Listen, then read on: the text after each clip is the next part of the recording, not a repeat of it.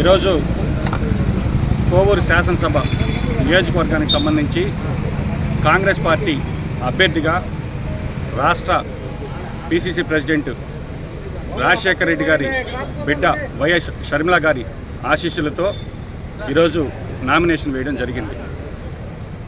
ఈ కోవూరు కాన్స్టిట్యున్సీకి సంబంధించి ఈరోజు ఎంత సంతోషంగా ఉందంటే, కోవూరు కాన్స్టిట్యున్సీలో మనం ఈరోజు నామినేషన్ వేస్తున్నప్పుడు ఈ కాన్స్టిట్యున్సీ ప్రజలు, అంటే ముఖ్యంగా కోవూరు కాన్స్టిట్యున్సీ ఎందుకు ఎన్నుకున్నావు అని అడిగినప్పుడు ఈ యొక్క కోవూరు కాన్స్టిట్యున్సీ ప్రజలు నీతి నిజాయితీతో, నిబద్ధతతో, ఆత్మాభిమానం గల ఓటర్లని చెప్పి నేను మా పిసిసి ప్రెసిడెంట్ గారికి చెప్పడం జరిగింది.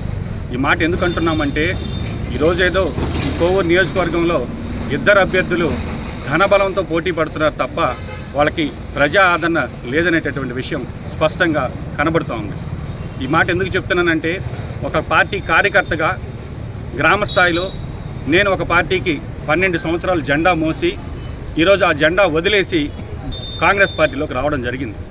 కాంగ్రెస్ పార్టీ ఏదైతే మనం 10 సంవత్సరాలు కాంగ్రెస్ పార్టీని పక్కన పెట్టామో, ఈరోజు ఉండేటటువంటి పార్టీలు బీజేపీ కావచ్చు, తెలుగుదేశం కావచ్చు, వైఎస్ఆర్ కాంగ్రెస్ పార్టీ కావచ్చు, ఇవన్నీ ప్రజలు చూసి గతంలో ఉన్నటువంటి కాంగ్రెస్సే ఈరోజు ప్రజలకు మెరుగైనటువంటి పరిపాలన, అదేవిధంగా ప్రజాస్వామ్యాన్ని, అదేవిధంగా స్వేచ్ఛను, ప్రాథమిక హక్కులను అన్నిటిని కూడా పరిరక్షిస్తుంది. ఇది అన్ని వర్గాలకి సంబంధించినటువంటి పార్టీ, పేద బడుగు బలహీన వర్గాలకి సంబంధించినటువంటి పార్టీ.